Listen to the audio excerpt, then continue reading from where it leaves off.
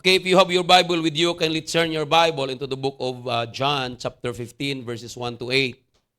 Hallelujah. At mayroon tayong prepared Bible sa screen sa ating mga bisita. Just focus your eyes on the screen. Mayroon tayong prepared Bible. And kindly turn off or turn into silent mode ang ating mga cellphone para hindi po makadistorbo. Okay, sabi po rito, I am the true vine and my Father is the gardener. Pwede ba natin sabay-sabaying basahin? 1, 2, ready, go.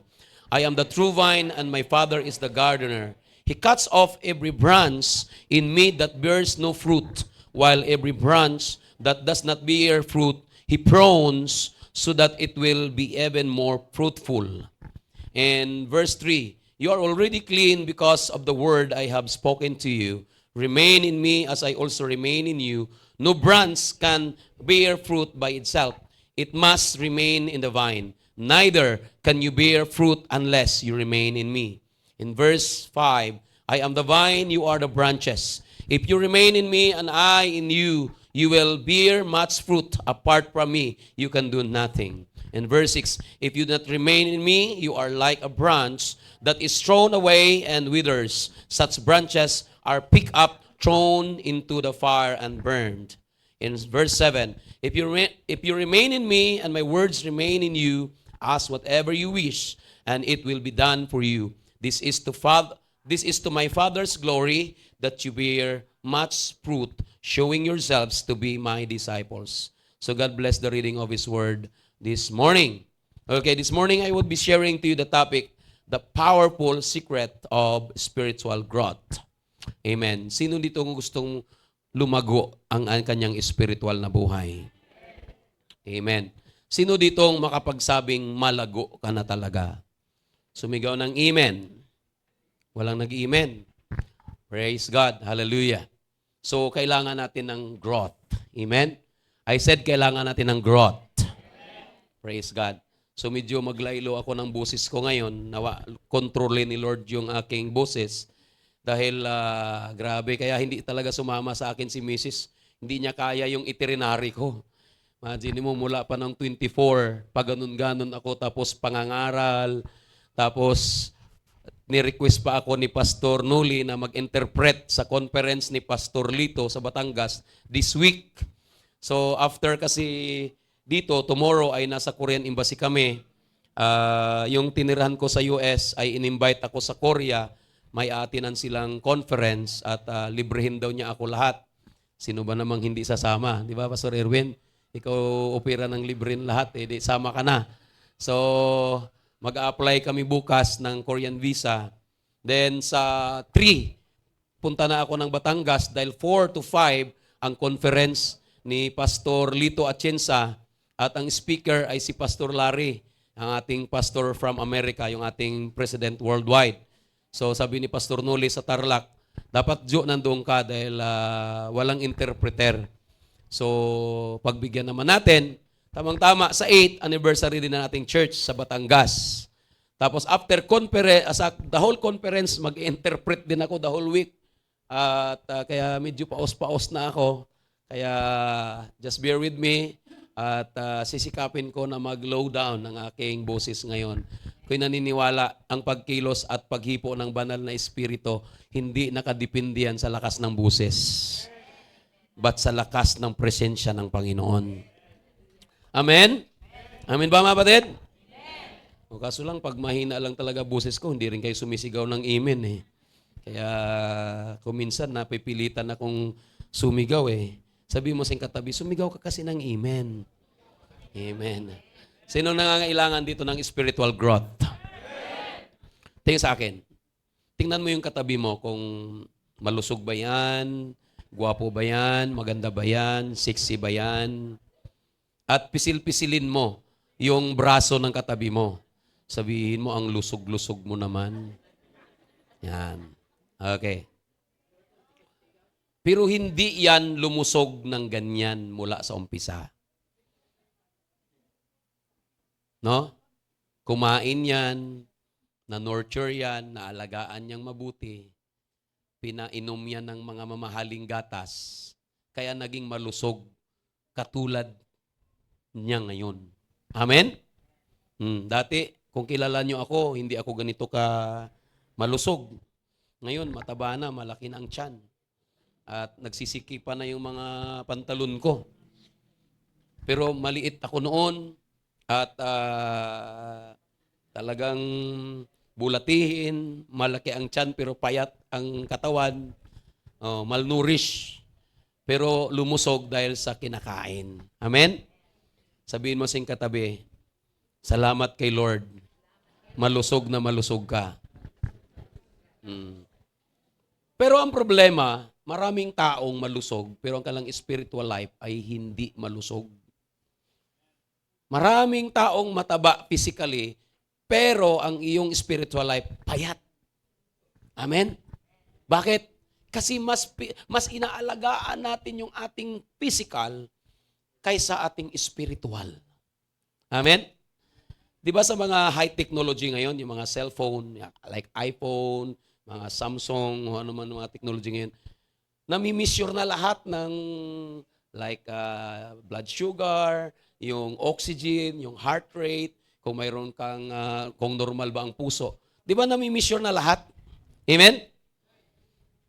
O tingin sa akin, what if mayroong measurement ng spiritual measurement?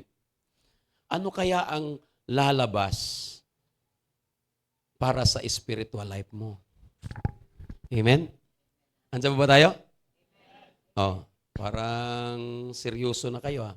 O tingin sa akin. Sino ang pupunta sa langit? Di pa ako tapos eh. Sino yung magmamana ng kaharian ng langit? Yung physical ba natin or yung spiritual? Sino dito gustong pumuntang langit? Ayoko ng amen, taas sa kamay. Taas kamay, yung gustong pumunta ng langit. Amen. Okay, babaan nyo na. Sa ating mga bisita, nais ko lang klaruhin sa inyo. Dalawa lang ang final destination ng tao. It's either heaven or hell. Pag hindi ka napunta ng langit, automatic, impyerno ang bagsak mo. Amen? There are just two final destination. We are just all temporary here on earth. Amen? Tayo ay mga bypassers lang sa mundong ito. Manlalakbay lang tayo. Lahat tayo may katapusan. At ang sabi ng Hebrew 9:27, it is appointed or scheduled to man wants to die and after that judgment. Pag sinabing it is appointed, inischedule ng Diyos kung kailan tayo mamamatay. Sabi sa Psalms 139, verse 13 to 17, bago ka palang pinanganak, nakasulat na sa aklat ng Diyos. Bago pa tayo nagiging pitos, nakasulat na sa aklat ng Diyos kailan ka ipapanganak at nakasulat na rin kung hanggang kailan ka sa lupang ito. O, sinong nakakasigurado bukas makalawa buhay pa tayo? Tas kamay. Tas kamay. Yung sigurado ka bukas buhay ka pa. Di ba wala? There is no certainty of tomorrow. Kaya sabi ng Proverbs 3:27, do not boast of your tomorrow because you do not know what tomorrow's bring. Hindi mo alam kung anong araw bukas. Hindi mo alam kung kailan ka mamamatay. Amen? Amen, mamamatid? Hindi natin alam kung mayroon nga isang pastor na nagkaroon ng na-excite yung newscaster.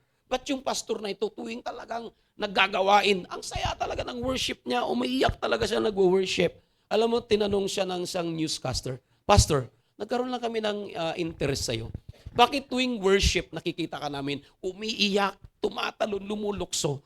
Sabi nung newscaster na Christian, ano yung sikreto mo, Pastor? Bakit nami-maintain mo yung fire sa puso mo sa pag-worship kay Lord? Alam mo, sabi ng pastor, alam mo sikreto ko? Iniisip ko, baka hanggang ngayon na lang ako. Araw-araw iniisip daw ni pastor, baka hanggang ngayon na lang siya. Bukas wala na siya. Kaya araw-araw, piniplease niya si Lord. Tuwing nag-worship siya kay Lord, binibigay niya yung best niya ng pag-worship kay Lord. Bakit? Dahil gusto niya, ready siya lagi. Amen? Sinong naniniwala dito na malapit na talaga ang wakas? Ang hina ng amen. Tapikin mo yung katabi mo kasi natutulog na eh. Yan ang problema pagka hinihinaan ko yung busis mo. Naantok yung mga katabi mo eh.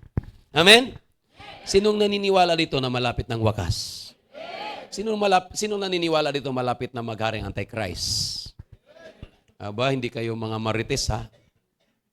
Kung panoorin mo yung current events sa buong mundo ngayon kapatid, nagbabadya na talaga malapit ng magharing Antichrist.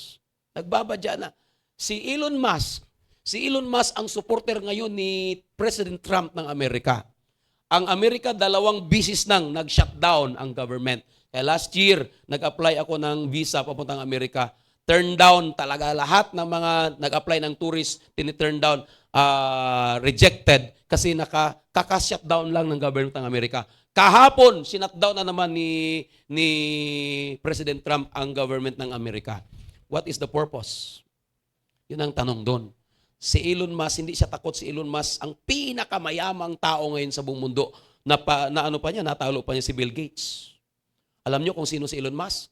Siya ang unang naka-imbento ng sasakyang walang driver. Siya ang unang naka-imbento ng sasakyang walang driver, tumatakbong walang driver. Tawa nga ako sa kwento ni Bishop Parman nung nasa Tarlac kami.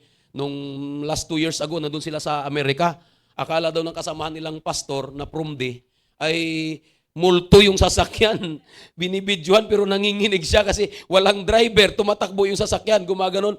Sabi niya, uy, ano yung binibidyohan mo? Nakita mo yun? Yung sasakyan puti, walang driver pero tumatakbo. Si Elon Musk ang naka-imbento niyan. Si Elon Musk din ang naka-imbento ng first electric car sa buong mundo, yung Tesla. Na pinakamahal na sasakyan ngayon sa Amerika, yung Cybertruck, ang pinakamahal na sasakyan sa Amerika. At ngayon, may bagong invento si Elon Musk. Yung mga humanoid robots. Hindi natapos si Elon Musk doon. Yung mga humanoid robots na legion na ang kinikreate ni Elon Musk. At ito na ngayon ang magkokontrol. Hindi na mga pulis, hindi na mga tao na talaga. Sila na ang magbabantay ng mga borders, sila na ang manguhuli ng mga violators, yung mga humanoid robots. Alam mo ginawa ni Elon Musk? Yung humanoid robots, hindi siya kontrolado ng computer. May sarili na silang desisyon. Halimbawa, parang tao, kaya tawag sila kanila, humanoid robots, hindi mo na kailangang kontrolin ng computer. Ngayon, ang ginawa ni Elon Musk, gumawa siya ng Neuralink. Alam mo yung Neuralink? Electronic brain. Na pag kinabit sa isang tao, pinag-aralan na ngayon, pag kinabit sa utak ng tao, magiging cyborg ang isang tao. Pag kinabit. Pag sinabing cyborg, half human, half machine. At ngayon pinag-aaralan na, mga kapatid. Ilalagay sa utak ng tao yung Neuralink. Tapos, pag nalagay na yon, magiging controlled AI ka na. Magiging AI human ka na, kapatid. At sa mga walang alam sa Biblia, i-embrace mo yun dahil si AI ay napakatalino. Amen? Si AI ay napakatalino. Lahat ng gusto mong tanungin, nasasagot ni AI. Kaya nga, makaramihan mga pastor ngayon umaasa kay AI. Mayroon na nga pastors AI. Lahat ng mga preaching ngayon, si AI na ang gumagawa. Could you imagine? Sasabihin mo lang, topic ko ngayon AI, ito about love. Gagawan ka na ng sermon outline ni AI. Wala ka na, lahat ng supporting verse, ibibigay na ni AI. Ganon katalino si AI ngayon. Ngayon, ang isip ni Elon Musk, pag ang lahat ng tao malagyan ng Neuralink, makabitan yung utak natin ng Neuralink, mga kapatid, na yung wire na ikakabit, electronic wire na ikakabit sa blood cells mo, ay kasing laki lang din ng blood cells mo sa utak. Grabe. Tapos lahat ng malalagyan ng Neuralink, kapatid, hindi mo malaman na may nakakabit kasi ganun katindi yung operation.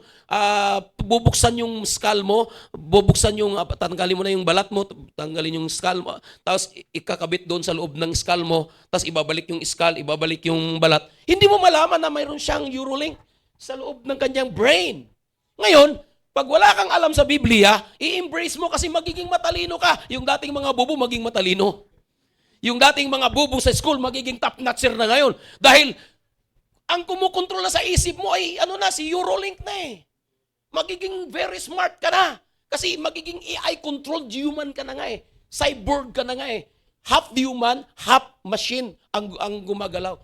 Yan na ngayon ang ginagawa ni Elon Musk. Could you imagine? Ngayon, ang daming magpapakabit nito, kapatid. Dahil, akala nila, just for upgrade, just for technology, para lang sabihin na, pero mga kapatid, this is the mark of the beast. This is the mark of the beast. Ang sabi ng banal na kasulatan sa Revelation chapter 14, na pag natatakan ka ng mark of the beast, ay mawawala ang iyong kaligtasan. Bakit mawawala ang kaligtasan mo kahit Kristiyano ka na? Dahil kukontrolin na ang iyong emotion, kukontrolin niya ang iyong mind settings, kukontrolin na ang iyong heart settings. Yun na nga, magiging cyborg ang isang tao eh. Kaya mga kapatid, nais kong sabihin sa inyo, narito na ang Antichrist. Amen! Nandiyan po ba tayo? Pero huwag tayong matakot, maghari ang Antichrist. Dahil ang sabi ng banal na kasulatan, hallelujah, huwag tayong matakot dahil sabi ng pangako ng Panginoon sa 1 Thessalonians chapter 5, iniligtas tayo ng Diyos hindi para pahirapan. Amen! Niligtas tayo ng Diyos para talaga tayo iiwas sa pahirap ng mundong ito. Ang paghari ng Antichrist, kapatid, ito po'y parusa ng Diyos sa buong mundo, sa mga unbelievers. Kaya mga kapatid, may pangako ang Diyos na lahat ng mga anak niya, bago maghari ang Antichrist, rapture muna. Amen! Palapakan po natin ang Panginoon.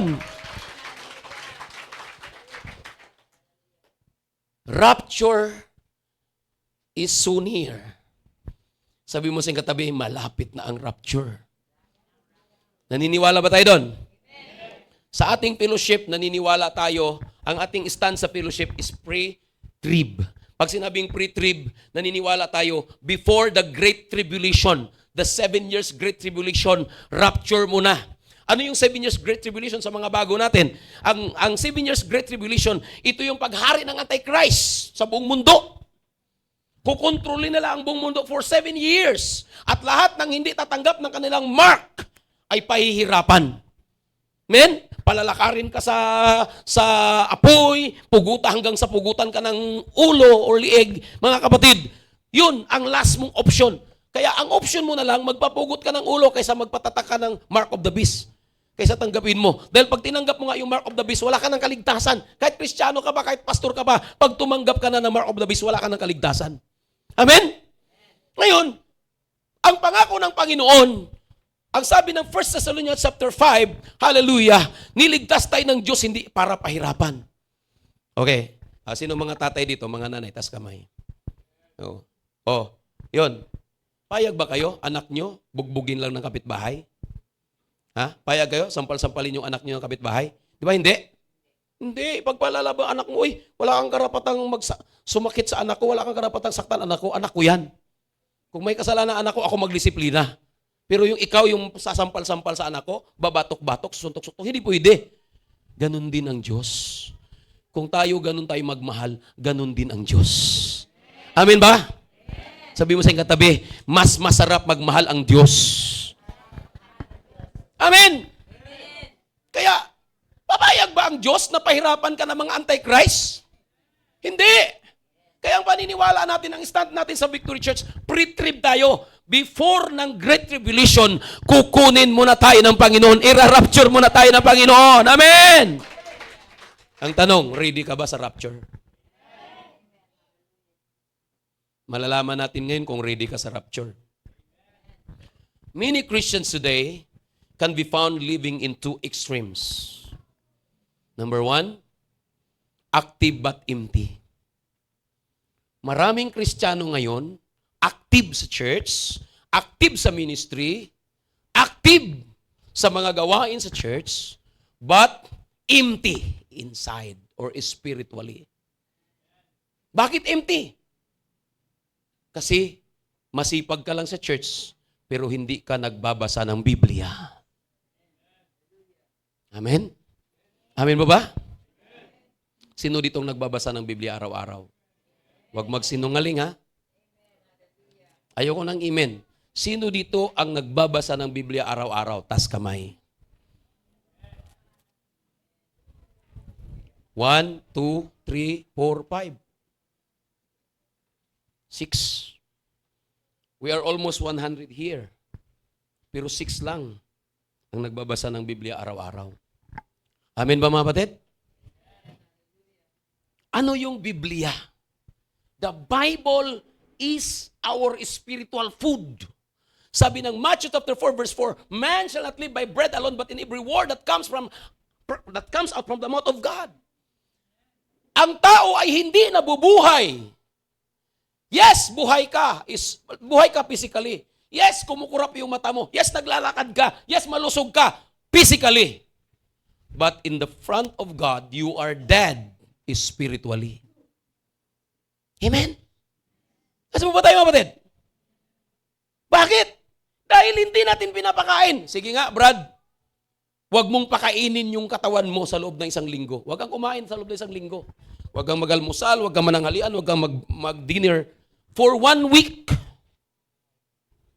sisiguraduhin ko sa'yo, sisiksi ka. Wala ka ng tiyan. At sisiguraduhin ko sa'yo, after 2 weeks, hospital na ang bahay mo, hospital na. Bakit? That is the reality.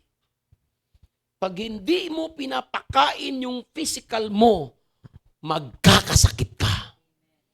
Pag hindi mo pa rin pinakain yung physical mo, pagkatapos mo magkasakit, mamamatay ka. Take note mga kapatid, our life is a tripartite being. Pag sinabing tripartite being, ang buhay natin ay may 3 parts. Physically, emotionally, and spiritually. And ang emotion or soul and spirit, sila ay magkakasama. Yung soul at saka spirit magkakasama yan. Kasi yung soul, wala siyang buhay kung walang spirit. Ano yung soul? O yung ating emotion. Yung soul, ang sabi sa salitang Griego is nipis. Ang ibig sabihin ng salitang nipis is our emotion, our feelings, our cravings. So, yung spirit, siya ang nagbibigay buhay sa soul. Yung physical body natin, yung ating physical na katawan, walang buhay to kung hihiwalay na si soul at saka si spirit. Kaya nga, pag namatay ka physically, ang ibig sabihin ng salitang death is separation. Kaya pag humiwalay na yung espiritu mo at kaluluwa sa iyong katawan, kahit sampal-sampalin mo pa, katadtarin mo pa yung katawan mo, wala nang pakiramdam yan kasi wala na si soul, wala si spirit eh. Amen ba? O tingin sa akin, bakit pinag-usapan natin yan? Sino ang harap sa hukuman ng Diyos? Physical ba nating katawan? Hindi. Our soul and spirit. Ang soul natin at spirit. And what is the food for the soul? Sabi ng 2 Peter chapter 2, the Word of God is the milk without corruption. Ang salita ng Diyos, ang gatas na walang daya. Amen! Nasain natin ang salita ng Diyos na siyang gatas na walang daya, kapatid. Kapatid, yung mga sanggol na baby, para siya lumakas katulad mo at katulad ko, naging sanggol tayo noon, ngayon nagiging malusog na tayo, nagiging macho na tayo ngayon, malakas, matatag, dahil pinainom tayo ng gatas, pinakain tayo ng pagkain. Amen ba mga kapatid? Hallelujah! Paano mo masabing ready ka sa rapture? Yung spiritual life mo ang haharap sa rapture. Hindi mo pinapakain araw-araw yan. Nandiyan ba tayo? Kaya maraming Christian ngayon, active but empty. Maraming Christian ngayon, active but apathetic, empty. Amen? Pag sinabing apathetic, the word apathetic means uncaring. It is an adjective form of apathy, the state of not caring. People with a lack of interest or concern about things, especially those that others find important or exciting. Kaya pag sinabing uncaring, wala kang pakialam. Wala kang pakialam kung sino yung katabi mo. Wala kang pakialam kung ang mga magulang mo maligtas o hindi. Wala kang pakialam kung ang mga kapatid mo mapunta ng langit o hindi. Wala kang pakialam kung ang mga kasama mo sa bahay mapunta ng langit o hindi. Wala kang pakialam na ang asawa mo mapunta ng impyerno. But you are still Christian. Amen? Amen ba? Tanong ko sa iyo, saan ka sa dalawang yan? Active but empty? Ang pinaka-worst, apathetic and empty. Ngayon, what are the powerful secrets of spiritual growth? Number 1, abiding in the Word. In our text in verse 7, Jesus said, if you abide in me and my word abide in you. Amen. Kaya ang pananatili, sino ditong naglilingkod ka ng tapat kasi gusto mo makasama sa rapture? Tas kamay. Kaya naglilingkod tayo ng tapat kasi gusto niyo makasama sa rapture. Yes! Tama ka. Amen? Yan po yung fuel ko sa paglilingkod ng tapat. Yan yung fuel ko kung bakit nananalangin pa rin ako. Yan yung fuel ko kung bakit nagbabasa ako ng Biblia araw-araw. Kahit inaantok na, pinipilit kong magbasa ng Biblia kasi piniprepare ko ang sarili kong makasama sa rapture. Amen ba, mga kapatid? Nandiyan po ba tayo?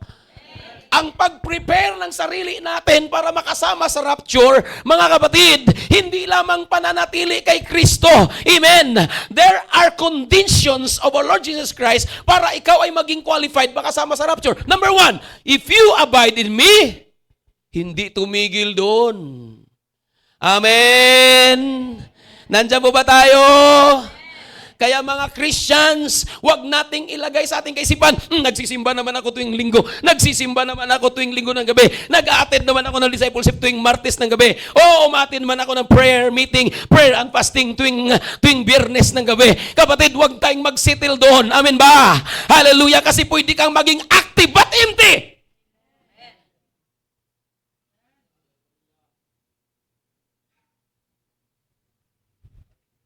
The second condition, if you abide in me, and my word abide in you. Jesus is telling us, if we want to be a growing believer, a growing disciple, we must abide in His word. Because in John chapter 8, verse 32, verse 31 to 32, then Jesus said to those Jews which believe on Him, if you continue in my word, then are you my disciples indeed, and you shall know the truth, and the truth shall set you free. Amen! Basahin nga natin sa screen. Nakalagay ba sa screen? 1, 2, ready, go. Basahin natin. Jesus said to those, okay, 1, 2, ready, go. Jesus said to those Jews which believe on Him, if you continue in my word, then you are my disciples indeed. Paano ka matawag na Christian or disciple ni Jesus Christ kung hindi ka nagbabasa ng Biblia araw-araw?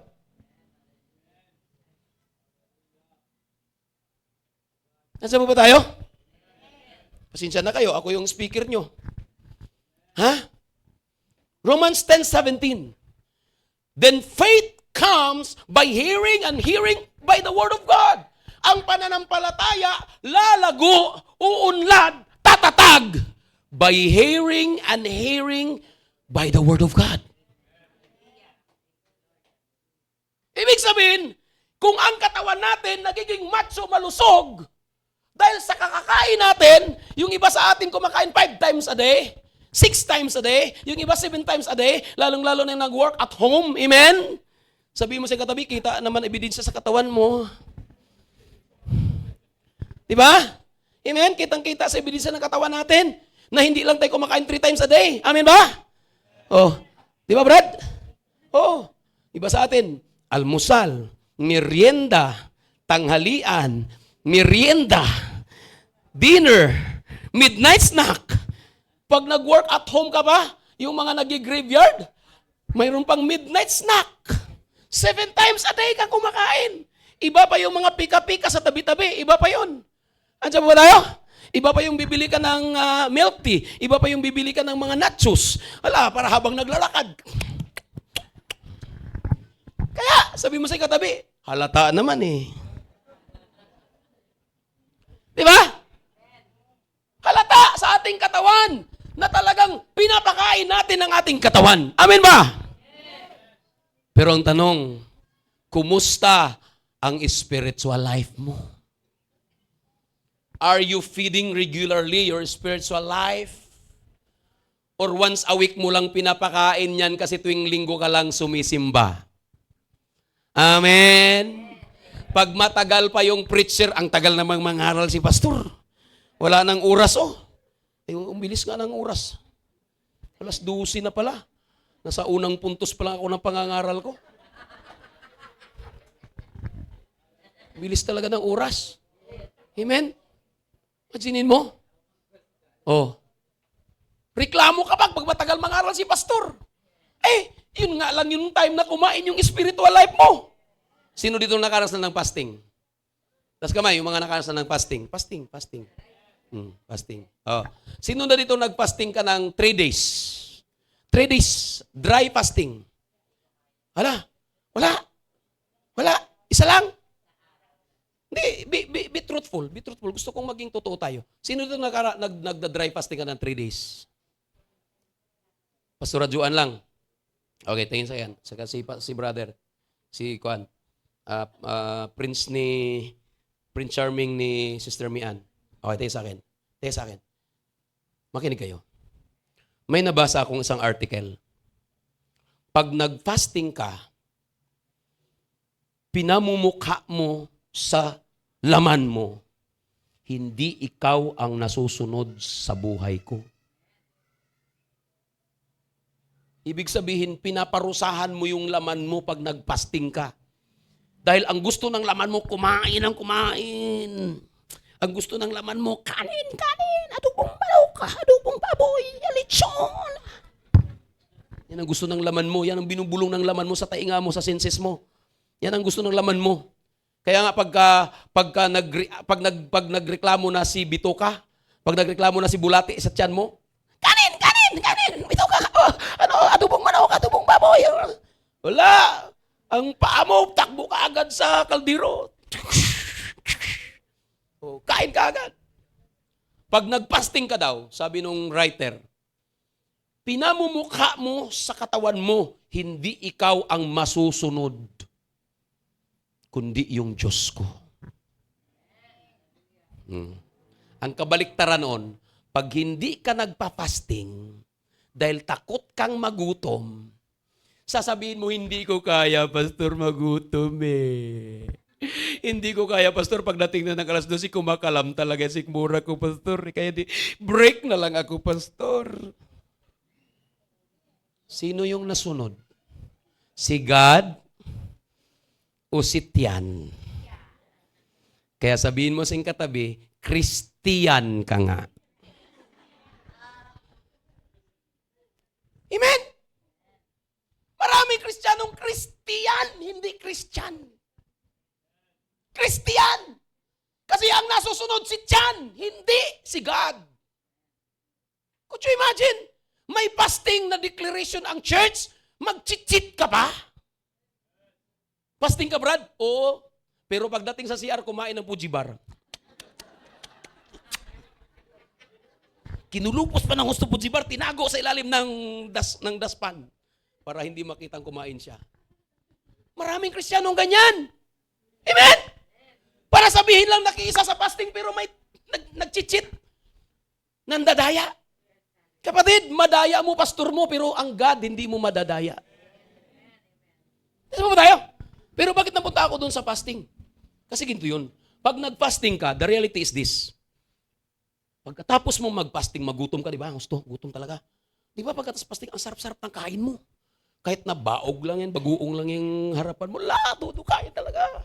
Kung kulang na lang, basta may malagyan pa, kulang na lang, sumabog yung tiyan mo, kain ka na kain. Sarap ng kain pag nag-fasting ka Amen? Kaya yung madalas nagpa-fasting, tumataba pagkatapos. Tingnan mo si Pastor Juan. Tingnan mo ako. O kasi babawi ka talaga ng kain Ba't ko sinabi yan? Isang linggo ka na lang a-attend, nagmamadali ka bang umalis? Isang linggo ka na lang kakain yung spiritual life mo. Dahil minsan ka lang sisimba, hindi ka pa nagbabasa ng Biblia araw-araw. Nagmamadali ka bang umuwi? Sabi mo sing katabi, hindi naman ikaw ang pinapatamaan ni pastor. Pero God is the God of order. 12:05 na. Altar call na tayo. Seryosong usap mga kapatid. Tingin sa akin. In Psalms 119 verse 11, your word I have hidden in my heart that I might not sin against you. Sabi ni King David, your word I have hidden in my heart that I might not sin against you. Ibig sabihin, kapatid, God's word has the power to transform your life. Its teaching will radically change your thinking and thus your lifestyle. Pag ikaw ay laging nakababad ng salita ng Diyos, it will transform your life. Because the word of God is powerful than two sharpened edged sword. Ang salita ng Diyos ay mas matalas pa sa espadang dalawa ang talim. It penetrates to the bone marrow and even to your inner soul.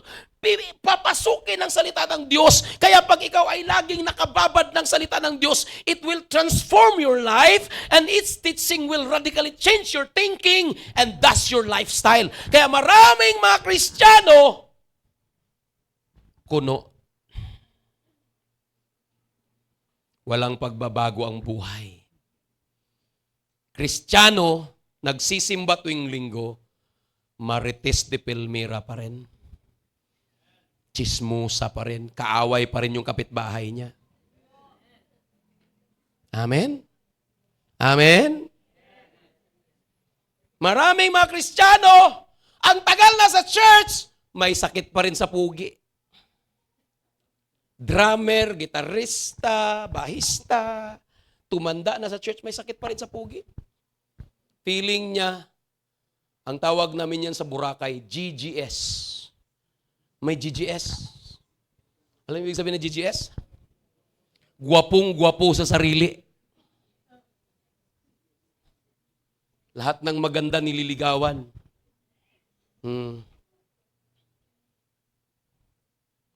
Tingin sa akin, maraming Kristiyano, walang change sa buhay. Nagmumura pa rin, naninira pa rin ang kapwa, nanglalamang pa rin, nandadaya pa rin. Ang malungkot, nagpapabili pa ng buto, nagbibinta ng buto. Tuwing eleksyon. Sinong tumatanggap dito ng sobre? Tuwing eleksyon.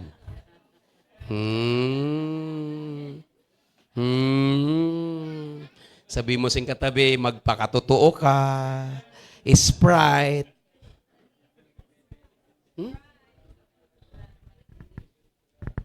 Mayroong ano dyan, mayroong holy lies. May holy lies dyan. Sabihin nila, tanggapin natin yan. Pira natin yan eh. Yung pinamumudbud ng politiko, tax natin yan, pira natin yan, binabalik lang sa atin, kaya tanggapin natin yan. Yung mga Kristiyano naman naniniwala. Kaya tanggap pag inabutan ni Binhor, tanggap. Inabutan ni Ligaspi, tanggap. Inabutan ni Binay, tanggap. Kasi pira natin yan. Sabi, siniksik na din mo yung pira natin yan. Hindi mo alam, binibinta mo na yung boto mo. Sabi mo sing katabi, sana mabagong buhay na tayo. Amen ba? Amen? Ang magbabago ay salita ng Diyos. I said, ang magbabago ng ating buhay ay salita ng Diyos. Yes! Because the Word of God corrects you. Ang sabi ng First Timothy, ang salita ng Diyos ay may kapangyarihan to rebuke, to correct, and to teach, and to equip. Ang salita lang ng Diyos ang magre-rebuke sa atin. Sino magre-rebuke sa'yo kung wala kang salita ng Diyos araw-araw? Maraming mga pastor ngayon, tanungin mo, anong memory verse mo, pastor? Mayroon, John 3:16, for God so loved the world that He gave His only begotten Son. Pag nag-street preaching pa, mali pa yung ginamit na verse.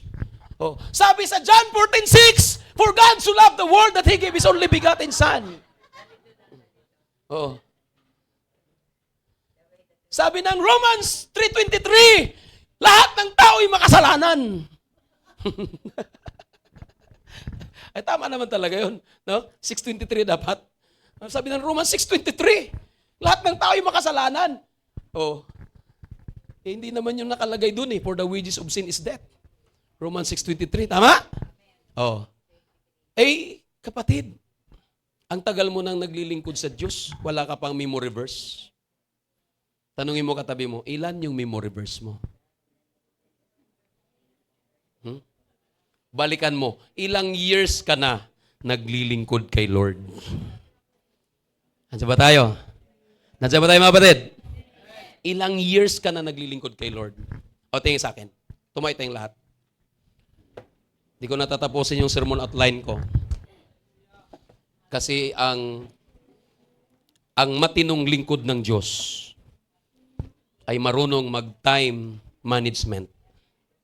O tingin sa akin, sino ditong nakakaalam sa parable ng 10 virgins? Sino itong alam sa parable ng 10 virgins? Oh. Tas kamay, yung nakakaalam sa parable of 10 virgins. Tas kamay. Hala, konti lang. Galit ba kayo sa akin? Galit kayo sa akin?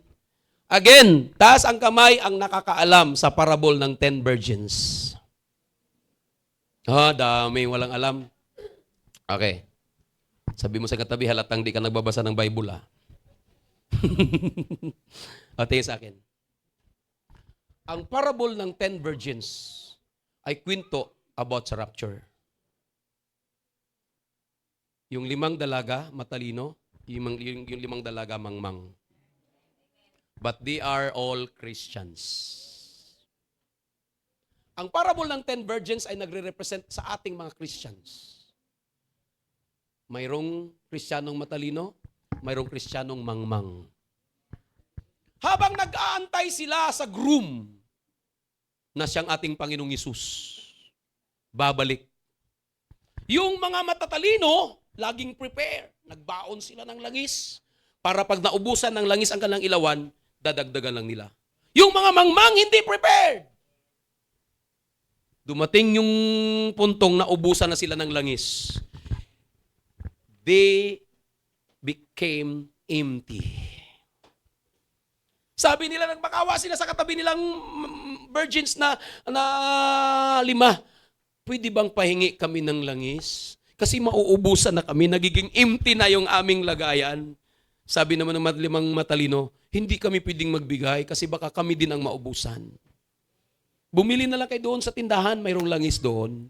Umalis sila, pag alis nila saka dumating ang groom na ikakasal. Pagbalik nila, tuwang-tuwa na sila dahil puno na yung kanilang langis. Nakasarado na ang pinto at kumatok sila. Papasukin niyo po kami, kasama kami sa kasalan. Ay hindi na po pwedeng pumasok. Nag-umpisa na ang kasalan. Kaya nakasarado na ang pinto. Ikaw ang magdesisyon sa kaligtasan mo ngayon. Kung gusto mong makasama sa rapture, or if you will remain empty.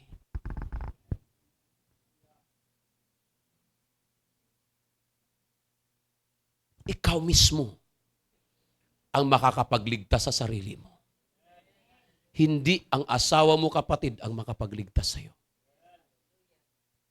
Hindi ang kapatid mo ang makapagligtas sa'yo. Hindi si nanay mo ang makapagligtas sa'yo. Kanya-kanya ang kaligtasan. Kapatid, nandiyan po ba tayo?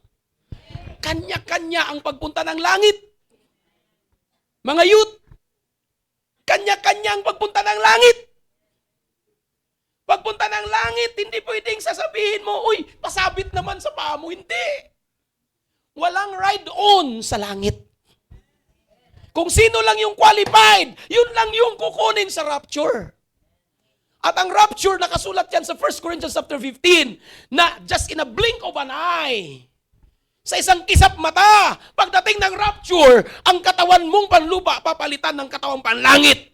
Bibihisan ka ng puting-puti at bigla ka na lang lulusot sa mga kisame. Bigla kang lulusot doon kasi ang katawan mo magiging heavenly body na katulad ni Jesus Christ. Si Jesus Christ nung siya na-resurrect, hallelujah, sa kahit nakapinid yung pinto, pumasok na lang siyang bigla kasi nagiging, kumbaga ang kanyang kuan ay ano na siya, nagiging transcendent na ang kanyang katawan, mga kapatid. Ibig sabihin, lusot-lusutan na lang yan kahit saan.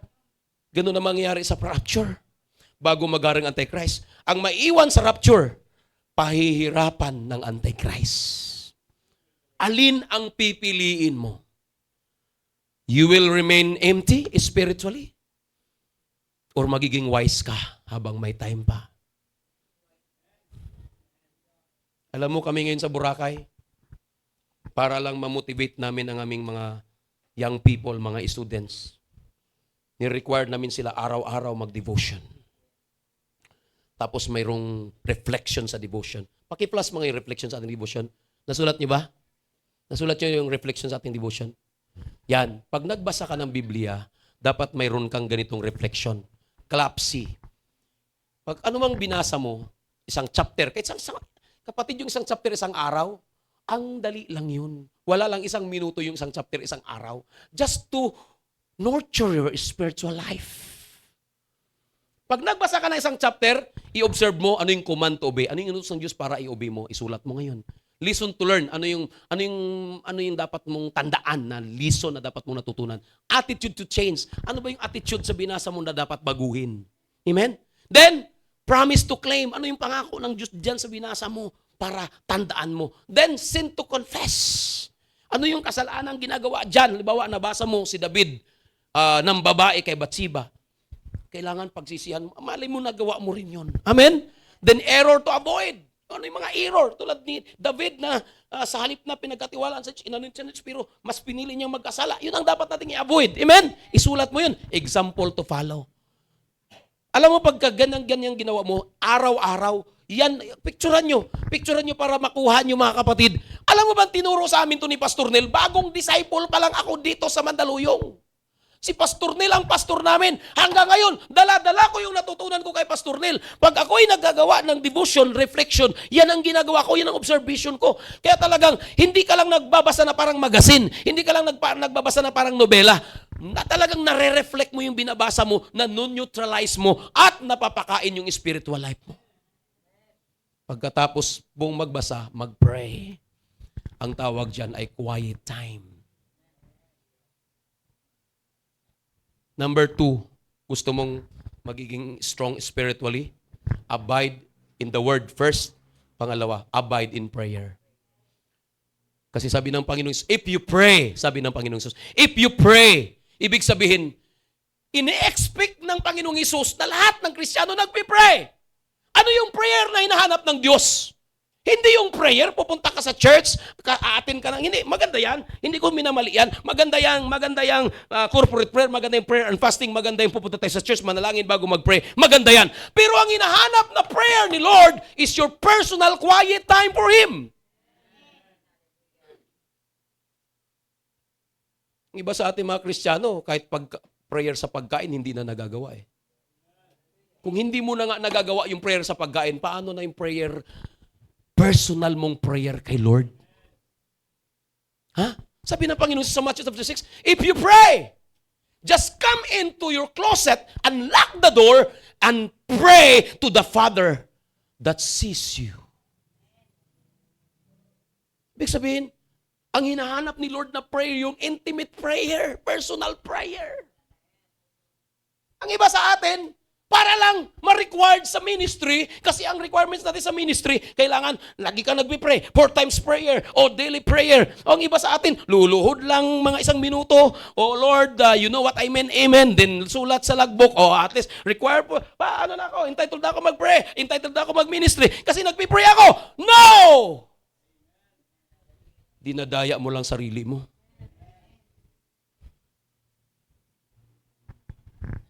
Tapos nangangarap ka makasama sa rapture. Kapatid, are you wise? Or are you like the fool virgin na natdatnan sila ng groom na empty? Kapatid, I am serious. Dahil mahal ko kayo. Hindi ako mangangaral ng ganito kung hindi ko kayo mahal. Ayaw ko. Tandaan natin, sa huli lahat ng pagsisisi, Brother Butchok. Sa huli, ang pagsisisi. Yung nagsisisi na nauna, yung bumili lang ng baboy. Kasi hila-hila niyang baboy, nagsisisi siya. Sana hindi ko binili to. Nadaya pala ako eh. Pero sa lahat ng pagsisisi, sa huli talaga, Paano kung rapture na? Empty ka pa rin. Di maiiwan ka. Take note, are you ready? Are you ready for the great tribulation of the Antichrist? Handa ka ba? Naparusahan ka ng Antichrist? Dalawa lang ang gagawin mo. Tanggapin mo yung mark of the beast or ano mo yun, i-suffer mo yung parusa ng Antichrist sa'yo hanggang pugutan ka ng leeg. Kung kaya mong pugutan ka ng leeg, yes, sige, remain empty. Huwag kang magseryoso sa paglilingkod sa Panginoon. Kung kaya mong pugutan ka ng leeg, sige. Kung ngayon pa nga alam, masugatan ka nga lang sa daliri, halos mamatay-matay ka na halos mahimatay ka na Kaya nga doon mga pilosopong mga disciple sa Boracay, pagkakita ko, sabay tago ng sigarilyo. Sabi ko, Brad, huwag mo na itago yan. Ilabas mo na lang yan. Sabi ko, alam mo ba, pag naninigarilyo ka, nagpa-practice ka pumunta ng impyerno? Kasi sa impyerno, di ba, apoy, tapos usok, hinihigop mo yung usok. Sa impyerno, magsasawa ka sa apoy, magsasawa ka sa usok. Sabi ko, Brad, gusto mo talagang punta ng impyerno? Sabi ko, gusto mo punta ng impyerno? Di siya umiimik. Wag yang sigarilyo, wala yan, hindi ka ma-practice sa impyerno. Kung gusto mo talagang pumunta ng impyerno, magkakamal ka ng mga panggatong, buhusan mo ng gasolina, sigaan mo ng puspuro. Pag nagliyab ng apoy, pumunta sa gitna. Kung kaya mong tiisin sa loob ng 1 minuto, pwede ka na sa impyerno. Mapasok ka pa nga lang sa kalan, umaaray ka na Tapos nangangarap kang pumunta ng impyerno. No way. Amen? Pumikit tayo, yumuko. Habang lumalapit yung ating mga manunugtog at mga awit.